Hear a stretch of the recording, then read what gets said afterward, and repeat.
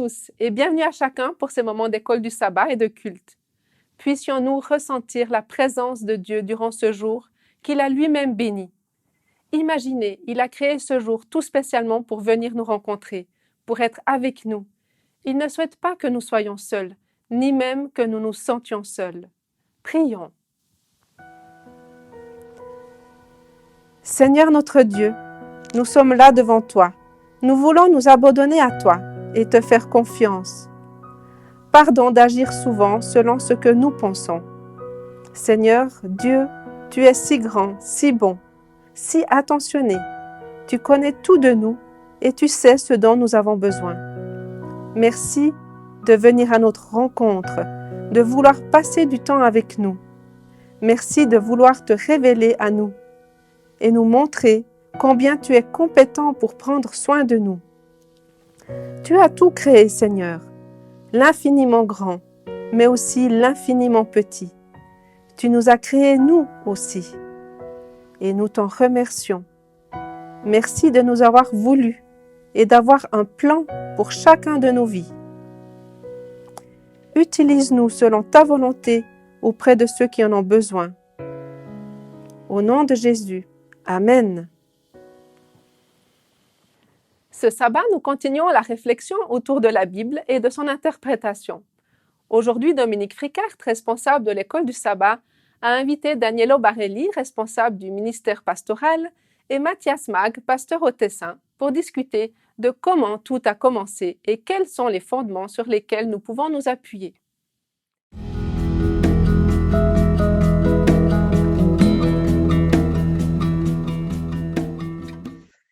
Chers auditeurs, ça nous fait un énorme plaisir de vous retrouver dans cette période de l'Ascension, cette nouvelle étude ô combien passionnante sur la création, première partie, j'insiste, puisque c'est comme les épisodes, il y en aura un deuxième la semaine prochaine. Merci aussi toujours d'être aussi nombreux à nous suivre et de recevoir vos différents témoignages. Eh bien, ce matin, en ce sabbat, nous sommes heureux de vivre ce sabbat et vous allez voir que nous allons en parler aussi dans notre leçon. Nous recevons Danielo Barelli et Mathias Mag qui vont se présenter d'ici quelques instants. Nous nous réjouissons donc d'aborder le thème création, fondement, première partie. Et avant de commencer notre leçon, nous voulons la démarrer bien sûr sous l'Esprit du Seigneur à travers la prière. Mon Dieu, j'aimerais te remercier de la présence de Mathias et Danilo. Oui, j'aimerais te demander de les bénir, de les garder dans leur ministère. Seigneur, j'aimerais te remettre toute l'Église d'une manière générale, l'Église chrétienne, mais l'Église adventiste en particulier pour ce matin. Seigneur, j'aimerais te dire merci parce que nous pouvons en toute liberté aborder ces thèmes en ta présence, même si on est encore pour quelque temps, mais plus trop longtemps dans ce confinement. Merci Seigneur de toutes les grâces que tu nous offres au nom de Jésus. Amen. Amen. Alors, j'aimerais simplement demander maintenant à Danilo peut-être et ensuite Mathias de se présenter brièvement. Bien, je suis responsable de l'association pastorale. D'ailleurs, bonjour à tous, bon sabbat, ça fait plaisir d'être ensemble. Et puis, référent de l'église d'Arbedo, Bellinzona.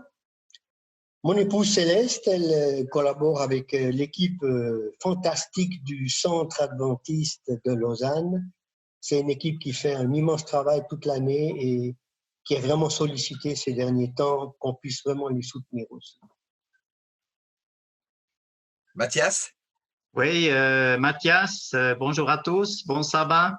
Bon sabbat, c'est un grand plaisir. Je suis pasteur au Tessin, officiellement de l'église de Lugano et de Lausanne, la nouvelle église qu'on a inaugurée il y a presque 2 années.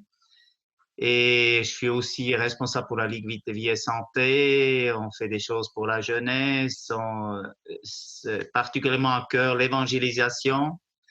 Et donc, ça fait 4 ans et demi qu'on est de nouveau ici au Tessin avec mon épouse Stéphania et notre fille Eleonora qui va avoir 20 ans. Et là, elle va faire le bac. Et après, c'est l'Uni. Voilà. Merci beaucoup. Donc, vous constatez à travers les présentations qu'on a mis un peu un honneur aussi aux églises du Tessin.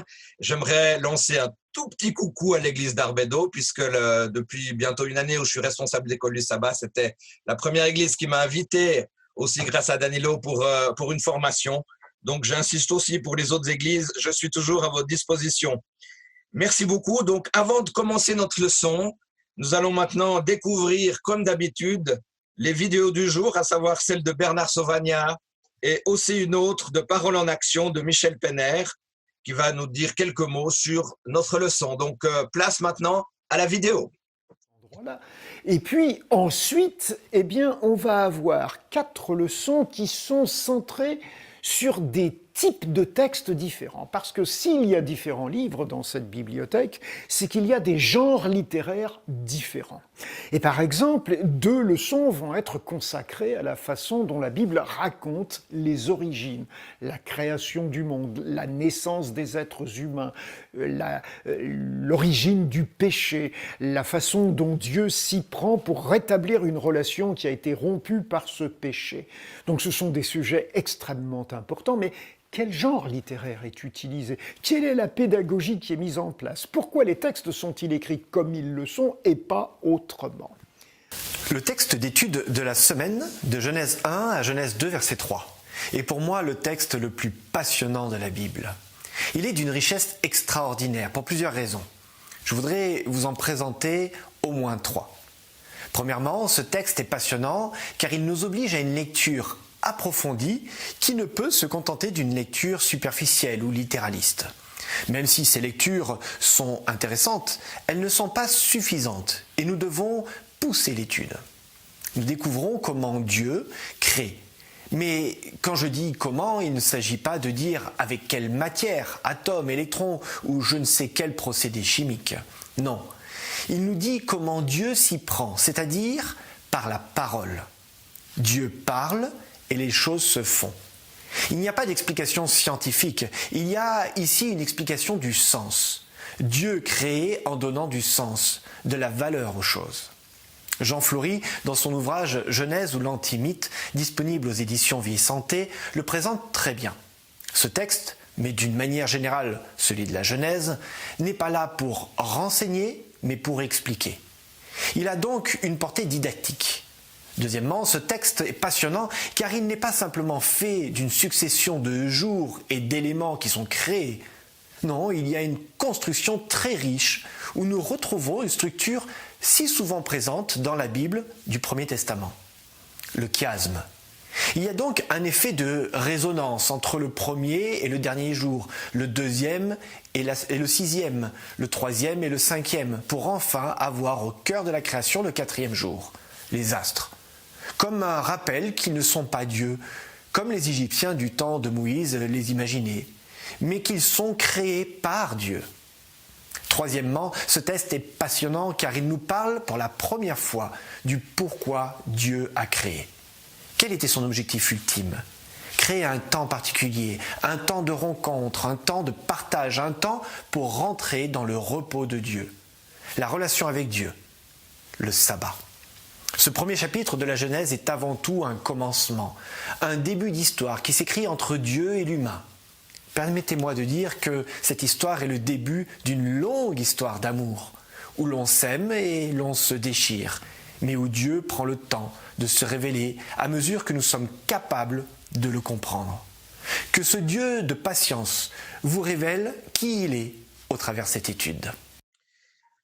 Avant de revenir sur les vidéos, j'aimerais vous poser une question.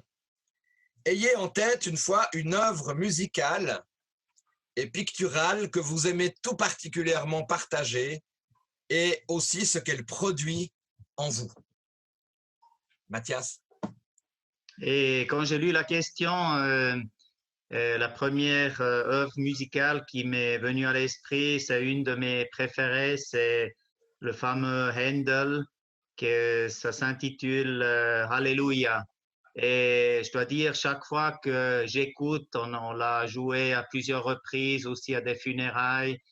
Et chaque fois, je ne peux pas rester assis, je dois me lever debout. Et la chose qui me vient à l'esprit est que voilà, c'est Jésus qui revient dans sa puissance, sa gloire, accompagné avec les anges. Et il va venir chercher ses enfants. Et on sait très bien, il va recréer des nouveaux cieux, une nouvelle terre. Et tout sera de nouveau parfait et nous, on sera avec lui pour toute l'éternité. Super, donc ça vibre vraiment dans ton cœur. Hein. Danilo, que ce soit un tableau ou bien une musique, qu'est-ce que ça produit en toi?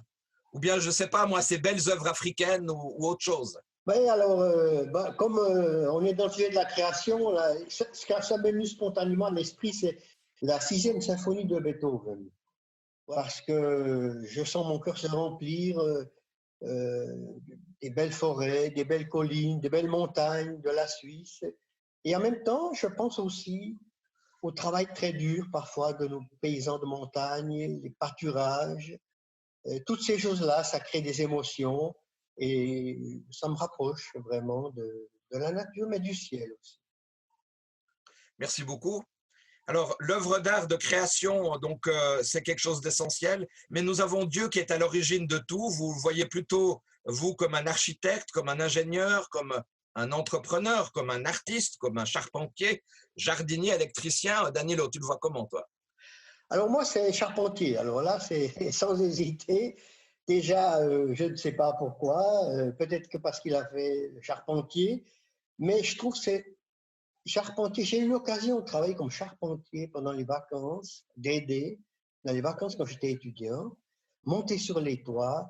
C'était en bois, jusqu'à la révolution industrielle d'ailleurs, c'était toujours en bois, les charpentes. Et la charpente, ça soutient et ça maintient la construction. Ça la maintient solide, ça la couvre. Et c'est un peu ce que Jésus fait pour moi, n'est-ce pas? Il me soutient dans la vie et puis il me couvre. Et je trouve que c'est une belle image pour moi, le charpentier. Et Mathias, comment tu le vois, Dieu, toi?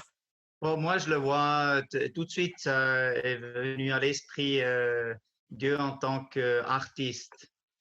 Et bon, je suis ici maintenant, en ce moment, je suis assis à Bidogno, au Tessin.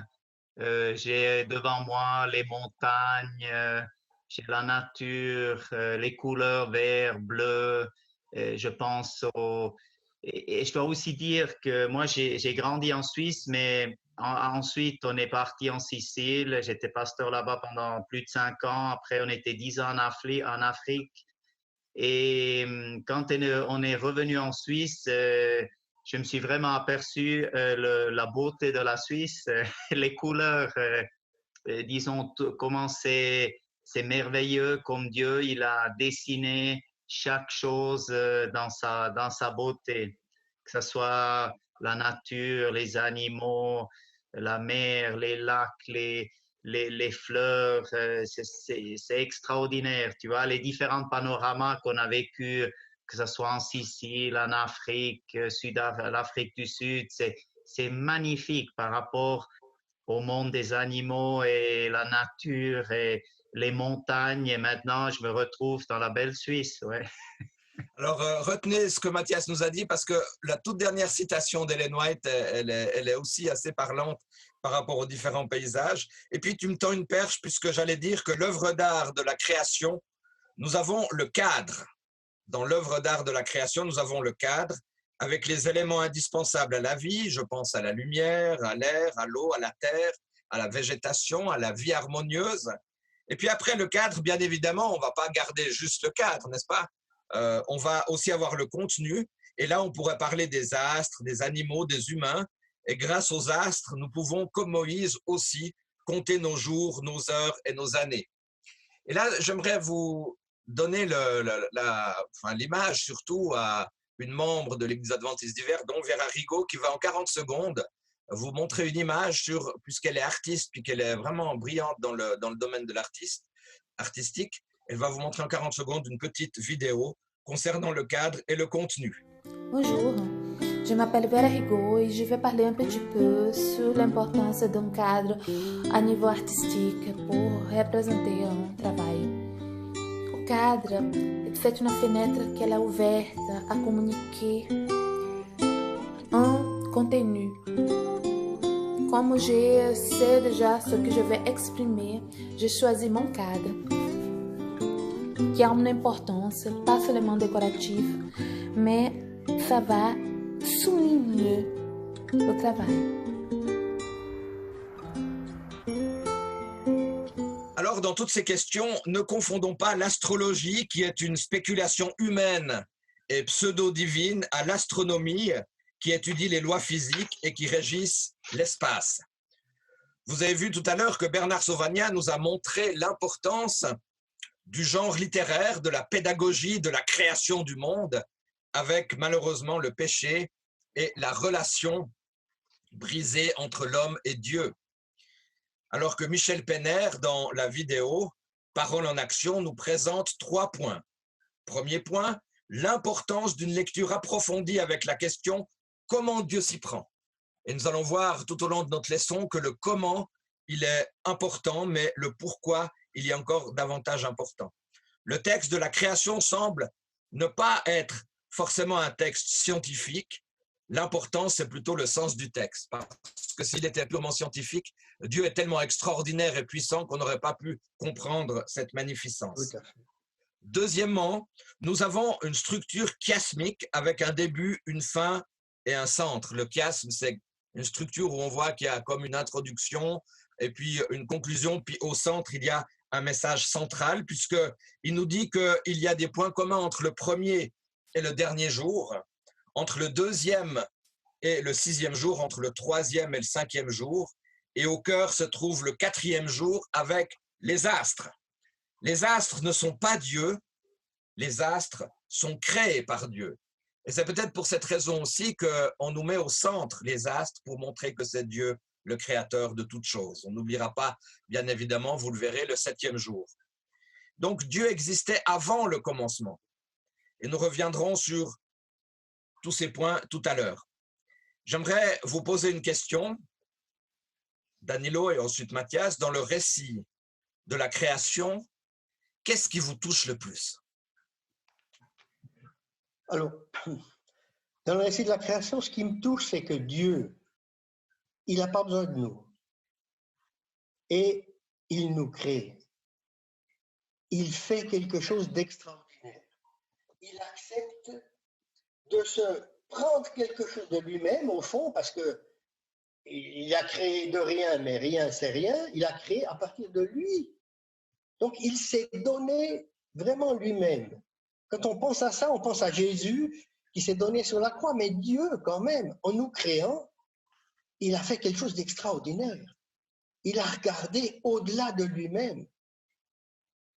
Et ça, je pense que c'est une leçon extraordinaire pour nous. Et toi, Mathias?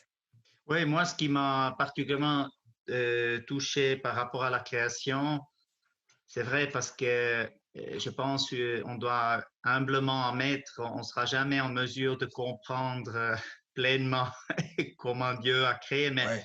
moi, ce qui me touche, c'est 2 aspects. Un, c'est comme il a créé tout parfait. C'était, je veux dire, à la fin de la création, c'était complet, c'était parfait. Et l'autre aspect qui me touche particulièrement, c'est la puissance de Dieu. Je veux dire, la parole dit, Dieu, il parle et la chose est déjà faite, est déjà complète.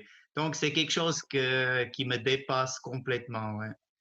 La parole, le logos, voilà, quelque chose d'important, d'ailleurs qui est repris dans l'évangile de Jean, chapitre 1er. Merci beaucoup pour ces interventions. Vous allez découvrir, chers auditeurs, maintenant sur le PowerPoint, les textes aussi qui nous sont proposés pour notre leçon. On a dans un premier temps Genèse, chapitre 1er, versets 1 et 2. Vous voyez cela à l'écran. Au commencement, Dieu créa le ciel et la terre. Or, la terre était informe et vide. Les ténèbres couvraient l'abîme et l'Esprit de Dieu planait au-dessus des eaux. Dans Genèse 2, versets 1 à 3, « Ainsi furent achevés le ciel et la terre, avec toute l'armée de ce qu'ils contiennent. Au 7e jour, Dieu avait achevé tout ce qu'il avait créé. Alors il se reposa en ce jour de toutes les œuvres qu'il avait accomplies. Il bénit le 7e jour. Il en fit un jour qui lui est réservé, car en ce jour, il se reposa de toute l'œuvre de la création qu'il avait faite. » J'aimerais juste insister ici. Il est dit, Dieu a béni. Dieu a sanctifié le 7e jour. Alors rien qu'avec ces 2 phrases, aujourd'hui, je suis fier d'être adventiste. Dans Genèse 1, versets 1 et 2, c'est l'introduction. Et dans Genèse 2, 1 à 3, on voit que dans la structure du texte, il y a une sorte d'achèvement des travaux conclus par une fête, un temps de joie, de reconnaissance. Mathias l'a dit, tout était bon, tout était parfait, même très bon. Et ça a été rappelé à chaque fois dans le chapitre de la Genèse, immortalisé d'ailleurs par le signe du 7e jour. Et puis, j'aimerais juste insister là-dessus, puisque c'est important, même si on parle de textes d'Ancien Testament, de parler aussi de textes de Nouveau Testament qui abordent beaucoup l'idée de la grâce. Alors, vous le savez, la première parole de l'Ancien Testament, c'est au commencement. Et puis, je me suis amusé à regarder le tout dernier texte de la Bible. Il est dit, c'est Jésus qui accorde sa grâce à chacune et à chacun d'entre nous. Eh bien, rappelons-nous que Dieu a créé l'homme et la femme le 6e jour et que déjà, ils ont pu se reposer le 7e, qui pour moi est un exemple aussi extraordinaire de la grâce de Dieu. Ils n'ont pas dû faire quelque chose pour bénéficier de cette grâce. Alors, l'acteur principal de ces passages, c'est Dieu, et nous avons même Dieu en hébreu, à savoir Elohim. Elohim qui forme un pluriel, afin, je pense, peut-être de montrer toutes les facettes de Dieu. Et dans Genèse 1, verset 26, il est dit « faisons », un pluriel à nouveau, « faisons l'homme à notre image, l'humain à notre image ». Alors, est-ce que vous avez un avis sur ce pluriel, Danilo? Alors, voilà, je pense que la divinité dans sa plénitude était présente à la création. Alors, nous, on met des mots, bien sûr, sur des concepts, mais on peut voir Dieu créateur, Dieu qui conçoit, qui organise. On voit le Fils qui, par sa parole, donne vie à tous ses projets. On voit l'Esprit qui plane, qui protège, qui garde. Et toi, Mathias? Oui, justement, et je pense, bon, des fois on entend dire, oui, c'est comme si on croyait en 3 dieux, mais j'aimerais souligner que nous, on croit en un seul Dieu. Mais la parole nous montre que Dieu s'est révélé dans le Père, dans le Fils et dans le Saint-Esprit. Et comme disait justement Danilo, on voit dans la création, tous les 3 sont impliqués. Et particulièrement, on voit après, selon l'évangile de Jean et l'épître aux Hébreux, c'est le Fils qui met les mains à la pâte, mais tous les 3 sont impliqués. Donc, je crois que c'est important de reconnaître et de comprendre bien que chacun a sa fonction, le Père, le Fils et le Saint-Esprit. Très bien. Alors, le mot Trinité, je ne vais pas l'aborder aujourd'hui. On aura l'occasion de l'aborder en aparté avec des membres d'église un à un. Ça sera peut-être aussi plus facile puisque c'est un sujet qui est très, très débattu dans notre église. Alors, il me semble aussi intéressant de noter les verbes qui décrivent les actions de Dieu. Et vous allez le découvrir au PowerPoint maintenant. Les verbes qui décrivent les actions de Dieu, c'est créer, placer, bénir, dire, voir, se reposer, faire, séparer et achever. On a abordé aussi dans la question comment on voyait Dieu aussi, comme un constructeur, comme un architecte, etc. Mais là, on voit toutes ces phrases extraordinaires qui nous montrent un Dieu tellement puissant, comme ça a été dit tout à l'heure. Donc, dans Genèse 1, verset 27, nous avons quelque chose qui m'intrigue, quelque chose qui m'interpelle chaque fois qu'on lit ces textes. Dans Genèse 1, verset 27, nous avons le texte qui nous dit que nous avons été faits à l'image de Dieu. Alors, j'aimerais vous poser la question, Mathias et ensuite Danilo, mais que veut dire à l'image de Dieu? Est-ce que c'est une question de caractère? Est-ce que c'est une question de physique? Je ne sais pas. Ça veut dire quoi, être créé à l'image de Dieu? Moi, je n'ose pas imaginer ça, moi. Donc, une pensée qui me vient à l'esprit, on est créé à l'image de Dieu. C'est comme, par exemple, l'Épître aux Hébreux, chapitre 1, dit clairement que Jésus, c'est l'empreinte du Père. D'accord? Donc, quand Jésus est venu, il dit « Qui m'a vu, a vu le Père ». Donc, maintenant, nous sommes créés à l'image de Dieu. Ça veut dire on n'est pas comme Dieu, mais avec tout ce que Dieu a créé, nous ressemblons le plus proche de ce que Dieu est. Et c'est une chose, je crois, c'est une chose extraordinaire. qu'on est intimement conforme à la volonté du Seigneur. Donc, c'est nous sommes le plus proche de ce que Dieu est. Et je crois que c'est vraiment ce que Dieu aimerait faire avec chacun d'entre nous, que nous puissions être animés par son esprit et refléter son caractère qui donne toute la gloire à ce Dieu qui nous a créés dans une manière magnifique. Merci. Alors, le général de Gaulle dirait vaste programme, n'est-ce pas? Alors, Danilo, à toi. Oui, c'est très bien dit, n'est-ce pas? On est le plus proche de ce que Dieu est. L'essence, il y a quelque chose qui passe entre Dieu et nous.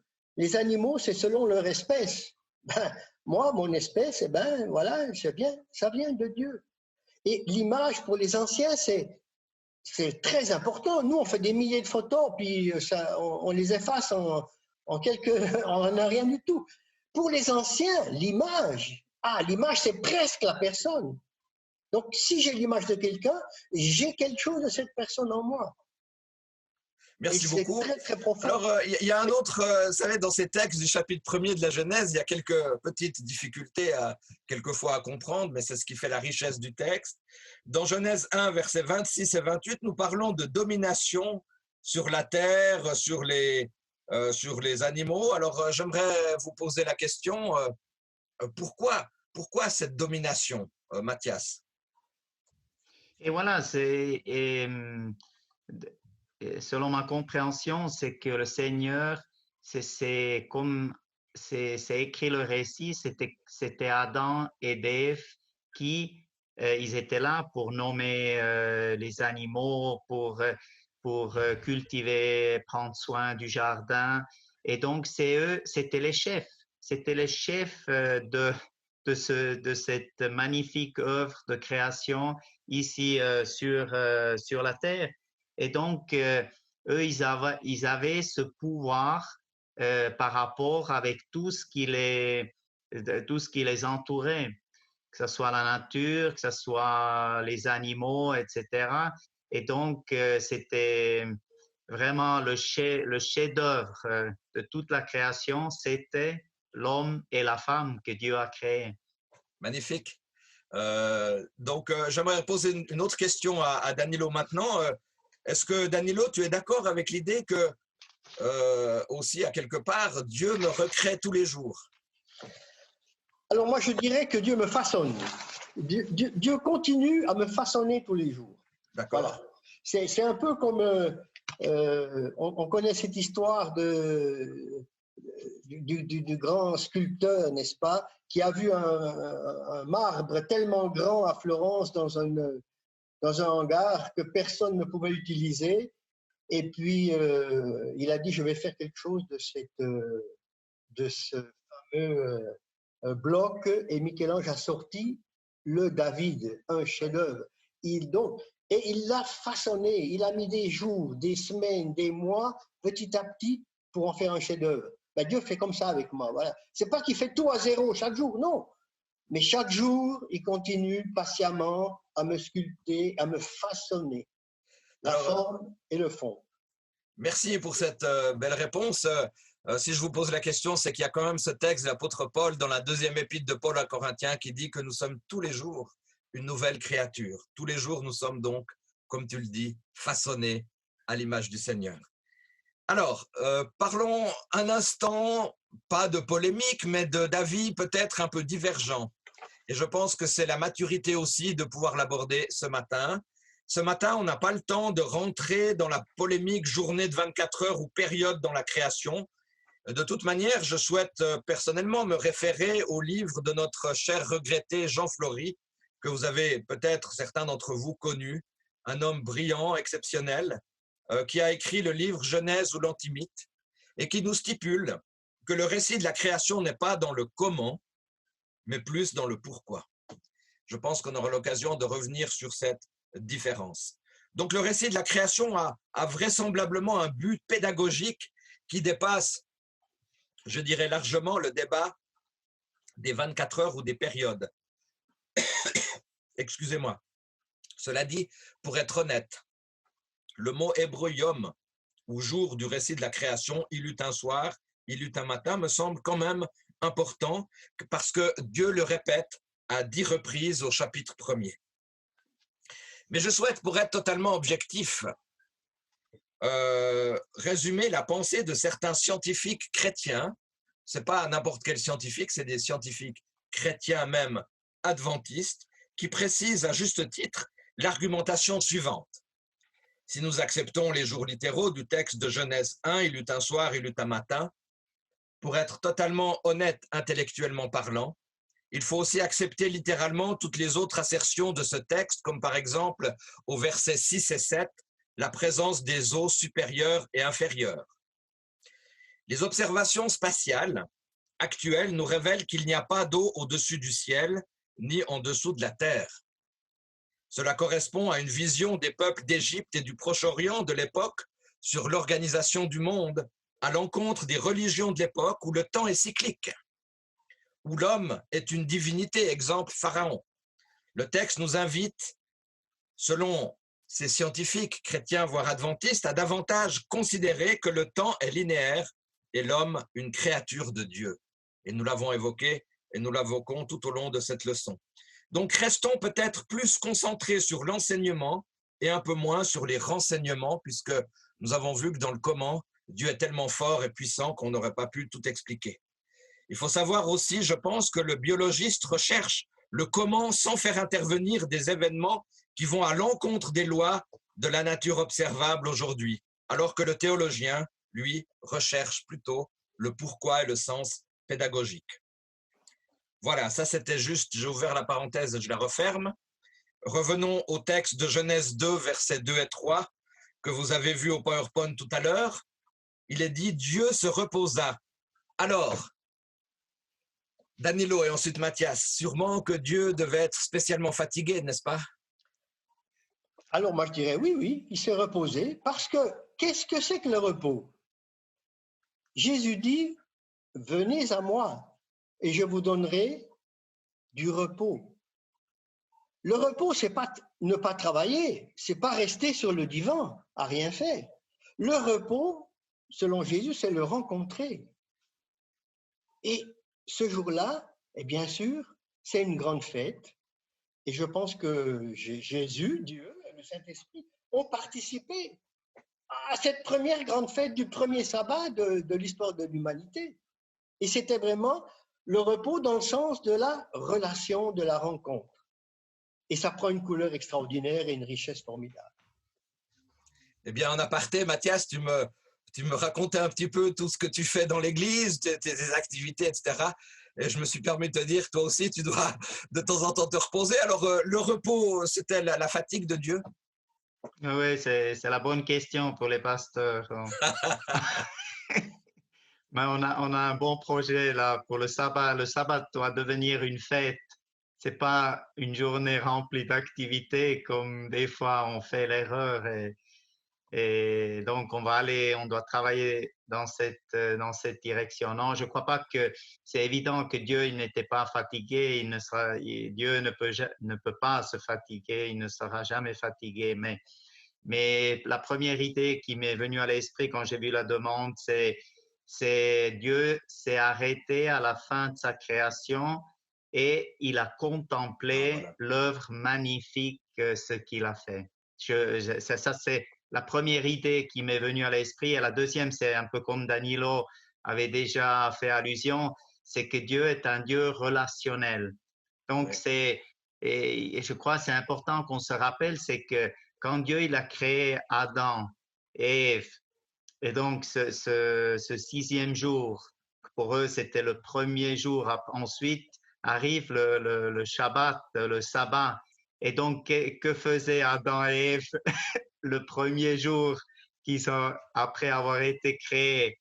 Donc, ils se reposaient ayant cette relation directe avec le Seigneur. Et je crois que c'est une chose magnifique. Ça, on peut dire la théologie de la grâce, non? Ouais. Alors, merci de cette précision. Alors, dans ta première partie de réponse, ça me fait penser au livre de Paul Nouan. Je ne sais pas si vous l'avez déjà lu il y a de cela quelques temps sur le sabbat. Paul Nouan, malheureusement, est décédé depuis quelques années, mais il nous disait aussi l'idée du repos de Dieu, c'était qu'à un moment donné, Dieu il va s'arrêter pour contempler son œuvre. Un peu comme l'artiste. Tout à l'heure, une artiste nous a présenté rapidement quelque chose par rapport au cadre et au contenu, mais un peu comme l'artiste qui va se dire, voilà, j'ai fini mon tableau, je vais m'arrêter et je vais le contempler. Et je pense qu'il y a de cela aussi dans cette réalité du repos de Dieu. Maintenant, vous voyez aussi, chers auditeurs, au PowerPoint, on passe, alors vraiment, on fait tout un parcours quand même rapide.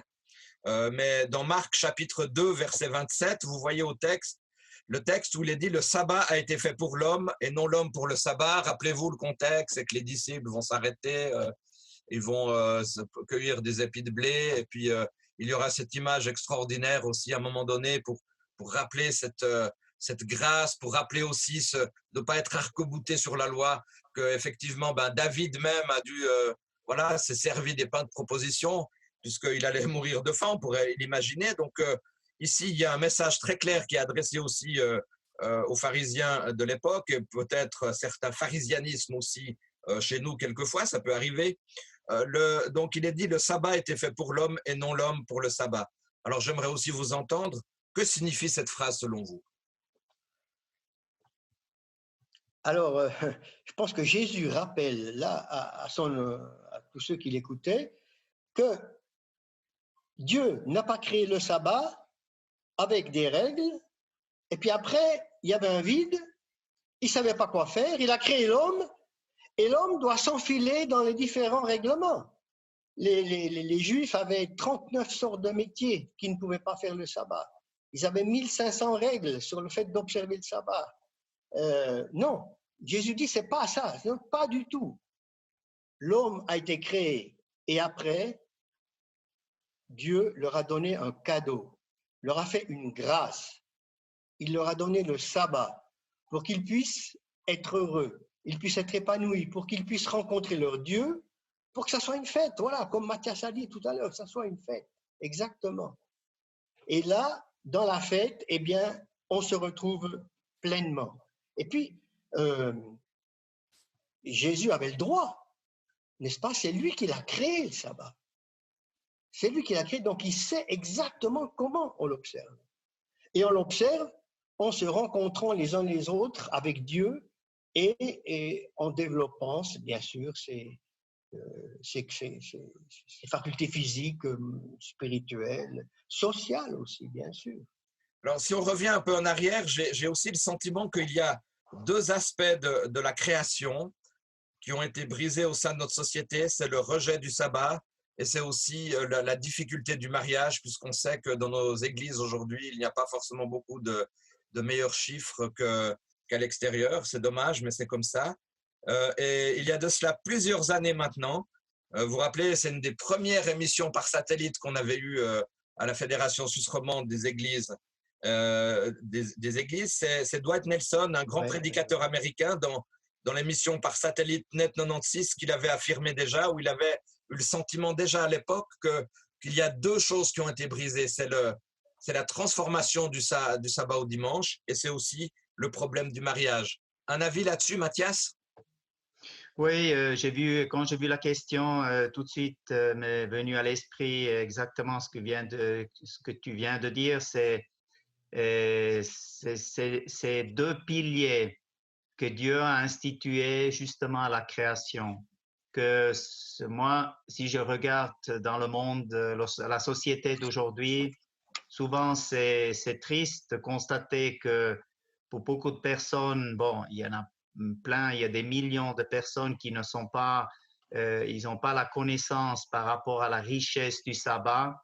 Souvent, le sabbat, je rappelle encore quand moi je travaillais fin d'année 80, 80, début 90, avant que je suis allé à Cologne, je travaillais à Zurich dans la banque et quand j'ai commencé à observer le sabbat, mon supérieur, c'était une dame qui m'a appelé.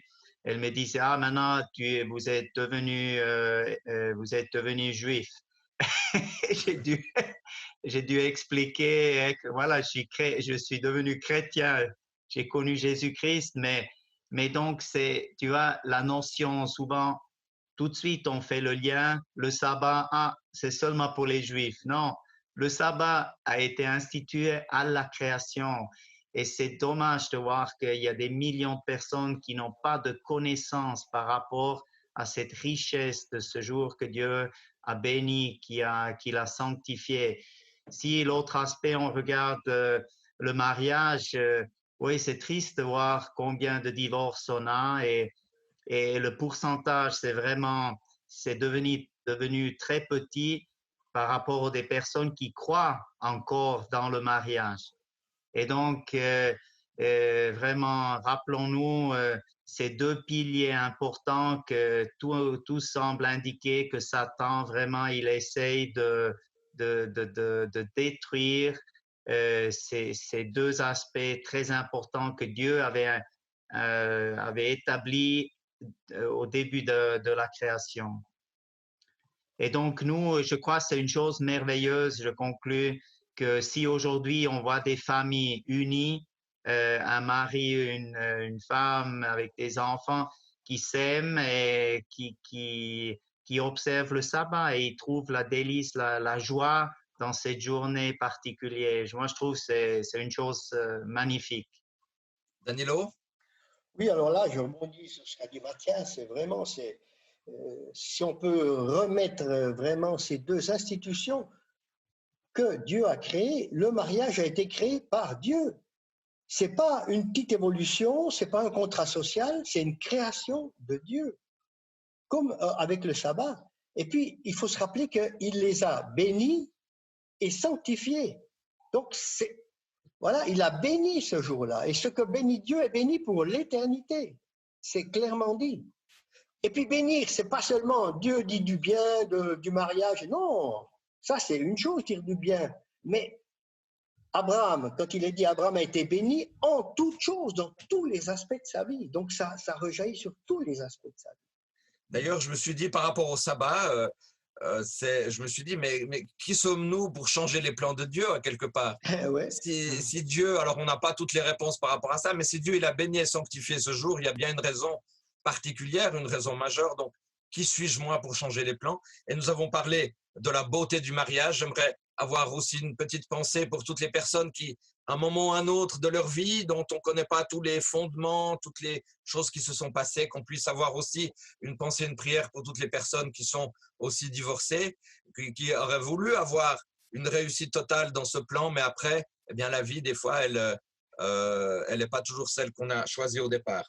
Alors, maintenant, j'aimerais qu'on revoie une chose, c'est ce magnifique texte de l'Apocalypse au chapitre 14 et au verset 7 que vous voyez à l'écran, au PowerPoint. Apocalypse 14, verset 7, il est dit, ça dépend des traductions, moi j'ai celle du Summer, « Révérez Dieu et donnez-lui gloire, car l'heure a sonné, le jugement arrive. Adorez donc celui qui a fait le ciel, la terre, la mer et les sources. » C'est, je trouve, extraordinaire de voir que dans ce texte de ce message des trois anges, on a quand même ici un retour aussi au Dieu de la création, au Dieu de celui qui a tout créé, Dieu qui a tout fait. Et ce texte, me semble-t-il, est un texte, c'est fabuleux parce que c'est le dernier texte de la Bible qui fait écho au premier texte de la Bible. Donc vous voyez, il y a aussi dans l'interprétation des Écritures une unité parfaite entre ces différents textes inspirés. Et ce message de l'ange, me semble-t-il, est vraiment très important parce que au cœur de la création, nous avons les questions suivantes. D'où est-ce que je viens? Pourquoi est-ce que je suis ici? Quel est le sens de ma vie? Qui suis-je? J'ai fait un sondage récemment avec le 50 résidents de l'EMS La Girarde et ce qui est ressorti en premier lieu dans le sens de la vie, c'est la relation à Dieu, c'est la foi. Et ça, j'étais très heureux d'avoir cette réponse.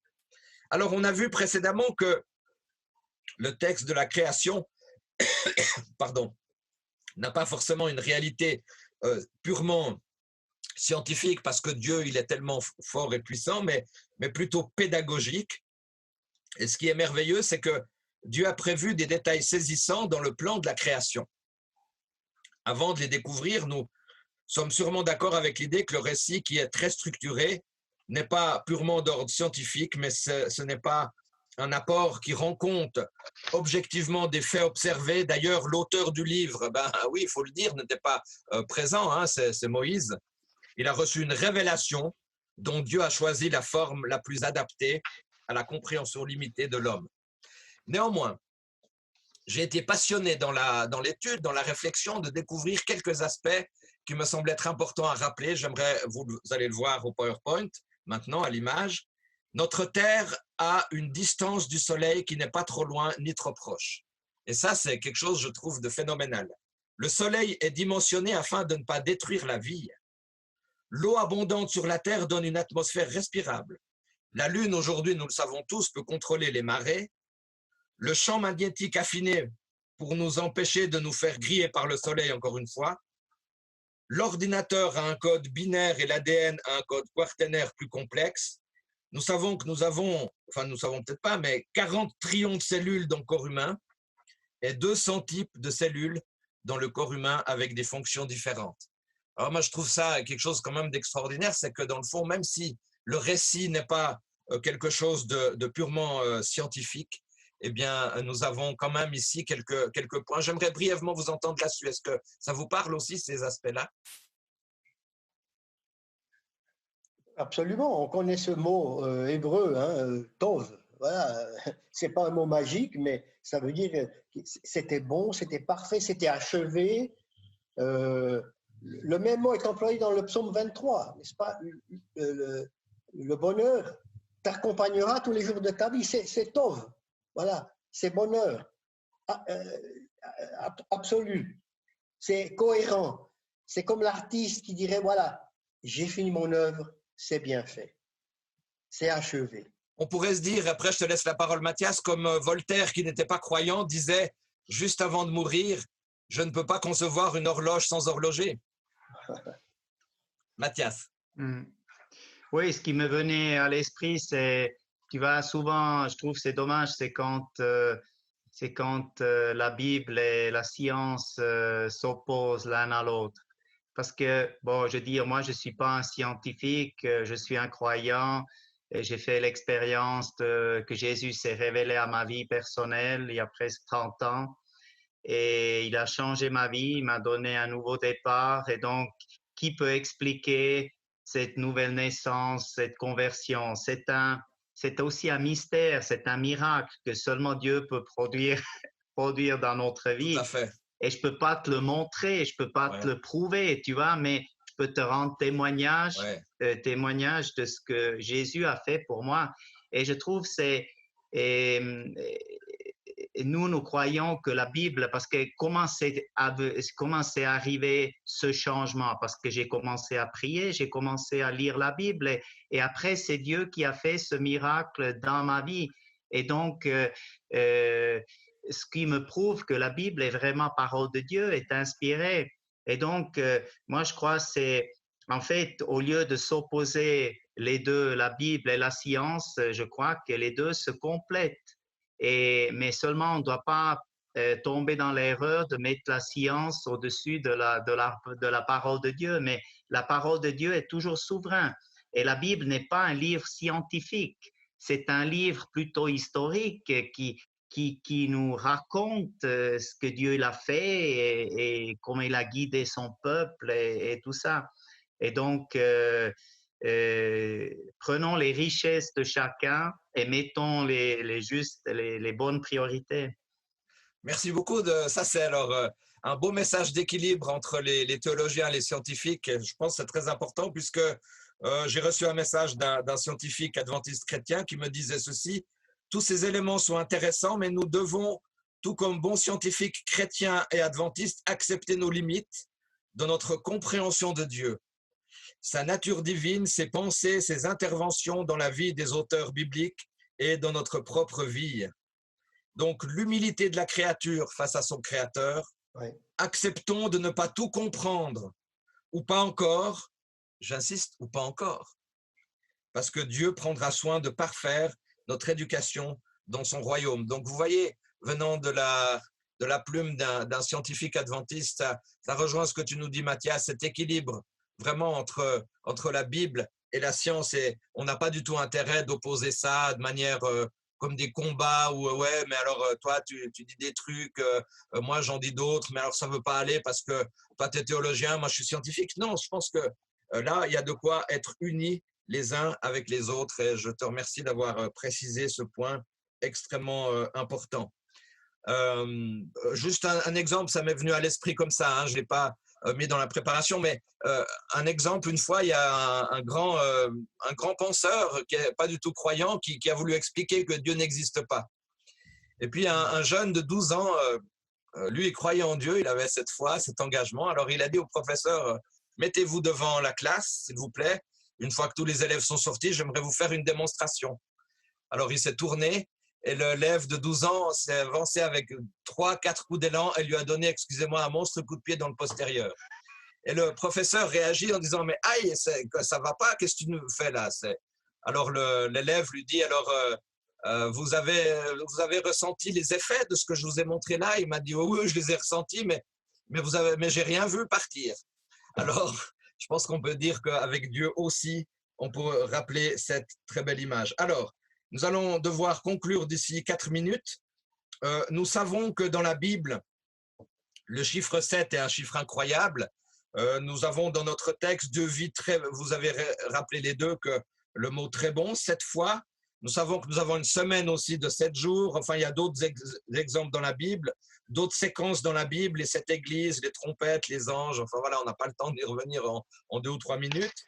Nous avons abordé le sabbat du 7e jour. Je pense que vous avez rappelé chacun, l'importance du 7e jour. Hein, vous l'avez dit dans vos interventions. Donc, comme le temps avance, j'aimerais aller plus loin et conclure.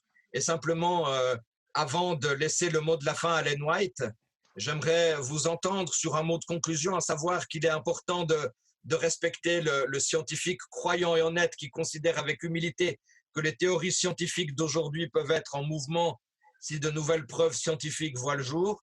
Il n'y a pas si longtemps, on considérait le soleil qui tournait autour de la Terre. Et puis, en fait, Dieu a bien dit à Daniel, le prophète, que tout n'est pas révélé tout de suite. Alors, vous êtes d'accord? Bon, Mathias l'a dit tout à l'heure, mais soyons humbles dans notre recherche biblique, n'est-ce pas? Brièvement, peut-être, comme Mathias t'a très justement dit cet équilibre tout à l'heure, Danilo, tu veux aussi peut-être confirmer ce que Mathias a dit? Absolument, hein, on confirme toujours ce que dit Mathias, bien sûr. Mais tu as peut-être une autre petite chose à rajouter? Oui, et alors, dans toutes ces émissions qu'on a entendues là à propos de ce fameux virus, il y a une chose qui m'a frappé, c'est quelqu'un a cité Pasteur, le biologiste français, en disant il exhortait les chercheurs à avoir le doute méticuleux.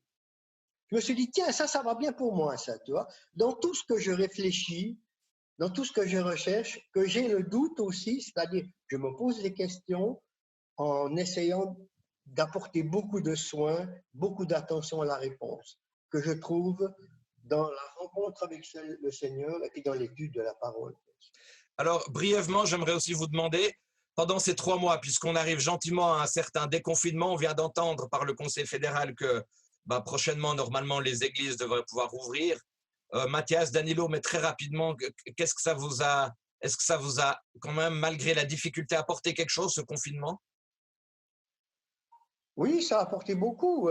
Déjà, avec les voisins, on a vu il y a des voisins qu'on n'avait pas trop de contact, et puis hop, on a beaucoup de contact avec eux tout à coup. Puis d'autres voisins, alors, ils ont disparu, ils sont renfermés sur eux-mêmes. Et voilà, chacun révèle ce qu'il a au fond de lui. Voilà. Mathias? Oui. Je suis sûr que tu as continué à bosser, toi. Danilo aussi, il bosse. Hein. Danilo, il bosse aussi, c'est pas ça que je voulais dire. Mais... Bon, disons peut-être deux aspects en bref. Un, c'est l'aspect de la famille. Donc, tu te retrouves en tant que famille 24 heures sur 24 ensemble. On peut redire ça. Je peux remercier le Seigneur qu'on a, c'est à la maison, il y a la paix, il y a l'harmonie entre moi, mon épouse, la fille et disons, Et tu vois, des fois, on lisait, et maintenant, il y aura plus de divorces, des problèmes, etc. Donc, par la grâce de Dieu, on a senti la présence du Seigneur et on a eu la paix dans notre cœur, dans notre foyer. Et c'est vrai que aussi je remercie le Seigneur parce que moi, quand on a eu la pastorale, moi j'étais aussi positif. Je viens de faire il y a une semaine les examens les analyses du sang et qui ont confirmé que j'ai eu le coronavirus. Et bon, j'étais très mal aussi pendant plus d'une semaine, mais heureusement, c'était pas quelque chose de grave. Et en même temps, donc pas seulement Dieu nous a rétablis, mon épouse, ma fille ne sont pas, elles ne sont pas tombées malades. Et en même temps, le travail a continué, la vie de l'Église a Oui. continué. Et je pourrais même dire, la vie de l'Église a été plus forte pendant ce temps de coronavirus qu'auparavant. Donc, on a eu tous les jours des réunions. Ouverture du sabbat, fermeture du sabbat, école du sabbat, on a eu des sermons, des méditations pendant la semaine, réunions de prière, études bibliques par Skype et Zoom et tout ça. Et là, comme j'avais fait mention, ce soir, aujourd'hui, on va avoir un conseil avec l'Église, les responsables et on aura, je pense, on va avoir bientôt 5 baptêmes ici à Lugano. Donc, c'est une chose, je trouve, je veux donner toute la louange, la gloire à Dieu, que l'Esprit de Dieu travaille toujours. Et une chose que ça m'a aussi enseigné, c'est que l'Église n'est pas le bâtiment, l'Église, c'est les croyants. Et donc, Dieu nous a confirmé que la foi est là, les enfants de Dieu sont là et ils se sont retrouvés, ils ont prié, ils ont continué à divulguer l'évangile. Et donc, il y a aussi beaucoup de liens qui se sont créés entre les frères et les sœurs. Et donc, on voit tout le côté positif de cette crise. Ouais. Merci beaucoup de toutes ces précisions. Quant à moi, je voulais juste vous donner un petit témoignage parce que c'est vrai que dans ce confinement, vous le savez, j'ai pris beaucoup d'heures chaque semaine pour présenter ces leçons.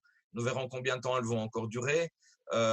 Beaucoup de travail au niveau de la communauté d'Yverdon. J'essaie de les laisser connecter, mais je voulais simplement aussi vous donner un témoignage puisque il y a plusieurs collègues chrétiens qui étaient confinés dans cette période en tant qu'aumôniers. Moi, j'ai pu continuer 2 jours et demi par semaine à faire des visites, à encourager. Juste un exemple d'une personne qui était fatiguée de la vie, qui a dit « moi, je veux aller rejoindre le ciel », etc. Et puis, j'ai dit à cette personne « mais est-ce qu'il y aurait encore une petite chose qui pourrait vous aider? Est-ce qu'il y aurait encore quelque chose qui vous ferait plaisir sur cette terre ?» Elle me disait en parlant de l'aumônier, mais ça peut être plus large, « la seule chose qui me reste, c'est l'accompagnement ». Donc, c'est l'accompagnement spirituel, c'est la présence. Et quand on entend ça, on se dit, mais attendez, on peut dire des tas de choses dans l'Église, on peut avoir des tas de théories, on peut avoir des tas de débats théologiques, quelquefois, je m'en excuse, mais qui sont totalement stériles. Et là, on a, je pense, une réalité humaine qui est tellement profonde. Alors, on va terminer. Rappelez-vous, lorsque Mathias avait abordé sa joie du paysage, des lacs, des montagnes, eh bien, voilà, je pense que c'est quelque chose d'important. J'aimerais terminer par cette citation d'Ellen White que vous voyez aussi à l'écran, qui nous dit ceci: lorsqu'elle sortit des mains de son Créateur, la terre était d'une éclatante beauté, une surface ondulée de montagnes et de collines parsemées de rivières et de lacs. Les eaux convenablement réparties, les collines, les montagnes et les plaines magnifiques étaient couvertes de plantes, de fleurs et d'arbres majestueux, de toute espèce, d'une taille et d'une beauté bien supérieure à aujourd'hui. L'air était pur et sain. La terre ressemblait à un merveilleux palais. Les anges contemplaient les œuvres admirables du Seigneur. Et ça, c'est cité dans l'histoire de la rédemption à la page 18. Et allez, soyons un peu fiers de notre pays puisque Ellen White, dans plusieurs messages, avait dit « Lorsque j'ai parcouru le paysage helvétique, lorsque j'ai parcouru la Suisse, j'avais l'impression de me trouver au paradis. » Alors, bien sûr, il y a bien d'autres pays qui sont très, très jolis, mais je voulais quand même le dire parce que ça fait partie de cette citation et ça fait partie qu'on a quand même la chance d'être dans un beau pays. Donc, si vous avez un peu des soucis, prenez des vacances aussi, pourquoi pas, en Suisse cet été. Alors, rendez-vous peut-être, je ne sais pas exactement comment les choses vont évoluer, mais peut-être la semaine prochaine pour la deuxième partie de l'étude de la création. Et bien sûr, avant cela, nous aurons le plaisir d'ici quelques instants, la joie énorme d'avoir aussi un service de culte avec des chants, avec une prédication, avec des histoires pour les enfants. Donc, restez bien évidemment sur le lien pour pouvoir poursuivre cette matinée de culte. J'aimerais du fond du cœur vous remercier, Danilo et Mathias, parce que vous avez été très profonds aussi, comme les autres semaines d'ailleurs, mais aussi très pratiques. À n'en pas douter, la leçon d'aujourd'hui, même si le sujet peut-être peut paraître complexe, a été, je pense, abordé dans quelque chose d'aussi très pratique. Terminons maintenant cette leçon par une prière. Seigneur, merci encore de la présence de Mathias, de Danilo. Merci pour tous les auditeurs qui ont été là aussi pour écouter cette leçon avec les différents témoignages sur le chat aussi. Merci Seigneur de pouvoir vivre ces temps. Merci de cette institution de l'école du sabbat qui a plus de 150, 160 ans. Et ça fait plaisir vraiment d'avoir cette chance de pouvoir aborder de cette manière ta parole et que nous puissions rester encore réveillés maintenant et bien présents pour le culte qui va suivre. Au nom de Jésus. Amen. Amen. Voilà. Alors, je vous souhaite encore un très beau sabbat. Je remercie encore toute l'équipe d'Espoir Média qui fait un travail phénoménal. Oui. Et puis, je vous dis peut-être à la semaine prochaine. Bye bye. OK. Ciao. Ciao. Ciao. Ciao. Merci.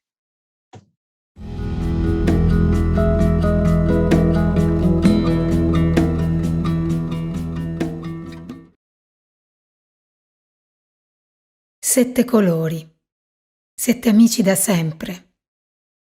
Oggi sparsi per l'Europa, un'Europa in difficoltà insieme al resto del mondo. In questi giorni difficili, dalle nostre case vogliamo uniti donare un messaggio di speranza. C'è una luce che brilla in mezzo a noi e che rende la strada meno buia. Anche se tutto sembra dire il contrario, il Padre non si dimentica di te.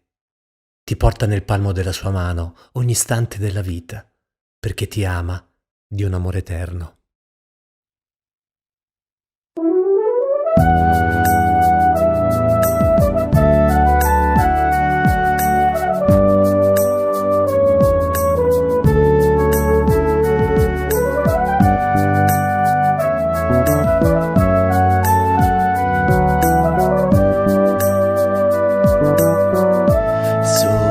Sai cos'è che c'è in me, tu sai quello che ho, dove andrò, tu sai dove sto, tu sai che farò, perché sei qui con me. Quello che mi ferisce, lo sai, le paure che ho e che avrò, se parlo o rido, se piango lo sai, perché sei qui con me. Ti ricordi di me, Padre mio, ti ricordi di chi sono io, ho bisogno di te, non ho altro che te. Ascoltami un po',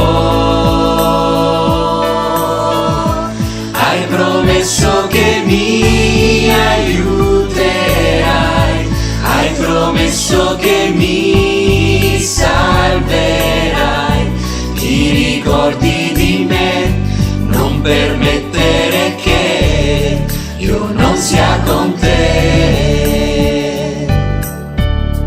Non è facile, sai, vivere, ma ho la forza che tu qui ci sei, ti vedo con me, ti credo perché ho il tuo amore in me.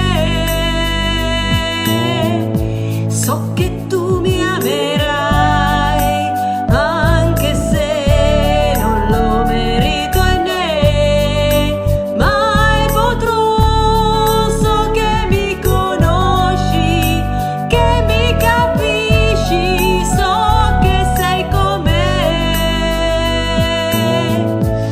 quell'amore che mi lega a te, è l'amore che tu hai per me. Ho bisogno di te, non ho altro che te, ascoltami un po'. Hai promesso che mi aiuterai, hai promesso che mi salverai. Ti ricordi di me, non permettere che io non sia con te. Mi conosci, mi comprendi, ti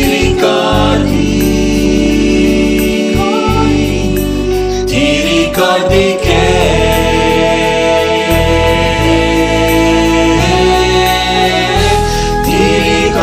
di me, Padre mio, ti ricordi di chi sono io. Ho bisogno di te, non ho altro che te, ascoltami un po'. Hai promesso che mi aiuterai, hai promesso che mi salverai.